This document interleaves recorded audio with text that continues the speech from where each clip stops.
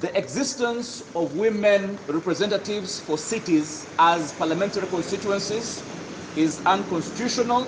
The petition is filed by Henry Mugizi of Alliance for Finance Monitoring, Walenzo wa Katiba Foundation, and Peter Gwayaka against the Attorney General in the Constitutional Court in Kampala. Lawyer Gawaya Tegule says the petition is based under Article 1, 2, 8A, 59, 63 and 176, among other articles in the Constitution. A few weeks ago, we received instructions from our clients, Alliance for Finance Monitoring, Walenzo wa Katiba Foundation, and Mr. Majela Peter Gwayaka to take on the Electoral Commission and the Attorney General on 4 or 5 major issues. So petition number 4 of 2024 is basically about declarations that the existence of women representatives for cities as parliamentary constituencies is unconstitutional, it is illegal, it contravenes Articles 1, 8A, 78, 1B of the Constitution. Our clients are also aggrieved by the fact that municipalities, and this is very critical, municipalities are basically local government administrative units, and therefore they are not supposed to have seats in the national parliament as per the Constitution. And we're therefore saying that anywhere in Uganda where there is a member of parliament representing a municipality, that is unconstitutional. It offends Articles 1, 2, 8A, 59, 63, 176, 181 Clause 3, and Article 207 of the Constitution. We are arguing in this petition, or contending if you like, that Section 8.1 of the Parliamentary Elections Act, in as far as legislating Articles 78.1b by adding city, the district or city, it creates a parliamentary seat for a city women representative, and that is unconstitutional because the Constitution, which is the grand norm, which is the fundamental, if you like, it's basically the fundamental law that governs everything else, every other law, does not provide for a women representative for a city. So we want the Constitutional Court to strike that out. We are also saying that the occupation of parliament by city women representatives under the category of special interest groups is unconstitutional. It offends Articles 1, 8A, 78, 1B of the Constitution. We are also saying in this petition that the creation of parliamentary seats representing municipalities does not agree with the Constitution, but more importantly, the affected members of parliament with the petition include 10 women representatives of the newly created cities in parliament and 12 municipal members of parliament. Beyond that, there are 20 or more constituencies out of the cities by parliament and electoral commission which were gazetted. And this gazetting, or the gazettement, was done more than 12 months after 23rd March 2016, which was the day that the publication of the National Population Census was made. Now, this is very critical because the grand norm, the Constitution, makes a specific provision as to how this can be done. You don't create constituency anyhow. You don't wake up in the morning and create constituency. So we are saying, therefore, that every constituency that was created more than 12 months after 23rd March 2016 is unconstitutional because it offends Article 63, Clause 3, 5, and 7 of the Constitution. So this petition is accompanied by affidavits. One is Mr. Henry Mugizi of the Alliance for Finance Monitoring. We also have Mr. Peter Majela Gwayaka, who have deposed affidavits to support this petition and to defend the Constitution of this land. As law-abiding citizens, they feel that the Constitution must be obeyed. We are therefore seeking declarations that Section 8.1 of the Parliamentary Elections Act, in as far as it does what it did by creating a city woman representative, is unconstitutional. We're asking for declarations that the occupation of parliament by city women representatives as special interest groups is unconstitutional. We are praying for declarations. That the creation of we're praying for declarations that the creation and orders, by the way, that members of parliament representing the 20 new constituencies created out of the cities in 2020, they must vacate their seats as they offend the constitution. And we're also asking for an order that the commission, the electoral commission, be prohibited from conducting elections of city women representatives, as this is not provided for under the constitution.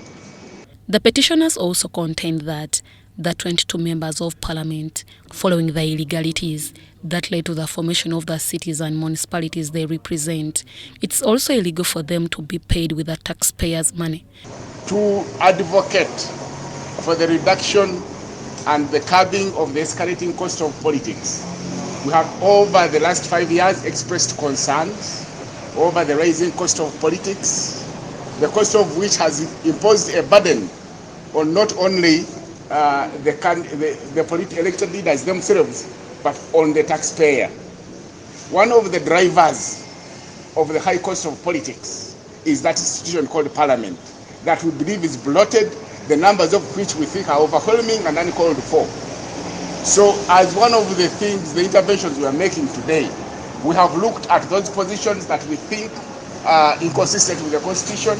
The Council has mentioned the position of city woman representative, but also the municipality representatives, whom we believe are there, their continuing stay in the Parliament is inconsistent with the Constitution.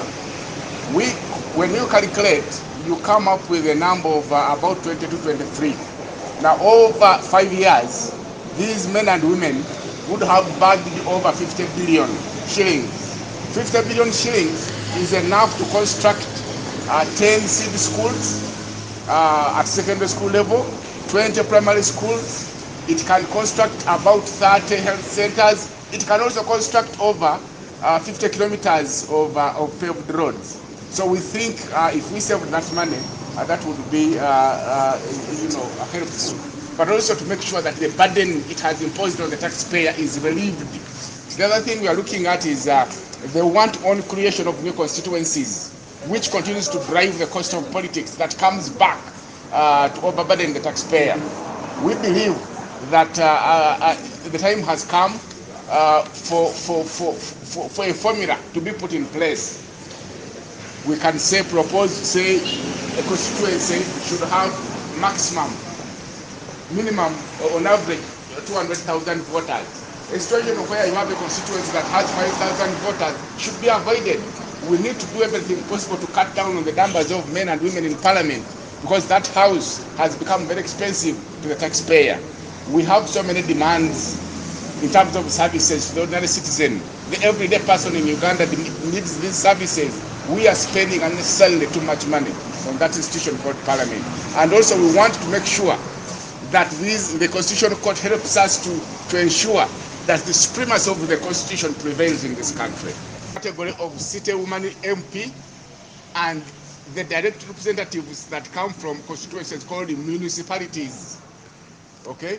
All right? But also subsequently, those constituencies that were created after 12 months after the census was launched, those ones also we think and believe so strongly that are there illegally.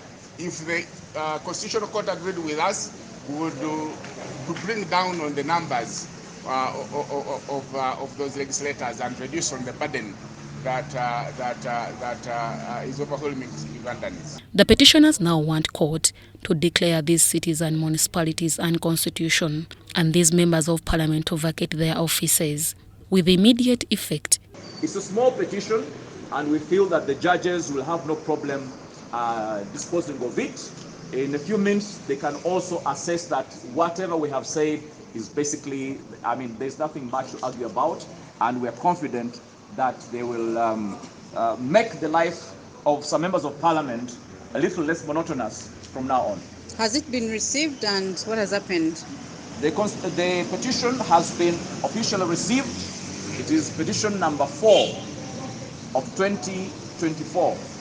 It's now on the record, We are waiting for the registrar, the deputy registrar, to get back from the conference and sign it. And once it is signed, we shall serve the Attorney General, we shall serve the Independent Electoral Commission, and let the war begin. Because we are saying that anything that is not done under the Constitution, anything that is done and it is forbidden by the Constitution, must not be allowed to continue. And my clients, as dutiful citizens, as spirited citizens that want to defend the rule of law, are saying that they cannot sit down and watch an illegality being perpetuated in broad daylight for all this period and nothing is done. And we're also asking for an order that the Electoral Commission be prohibited from conducting elections of city women representatives, as this is not provided for under the Constitution. The members of parliament who are likely to be affected include Betty Namboze Bachireke from Mukono municipality, Rita Kwasa from Mbarara City woman member of parliament, and Wakaima Musoko of Nansana municipality. The questioned cities and municipalities were created by government in 2015 under Article 179 and Section 72A of the Local Government Act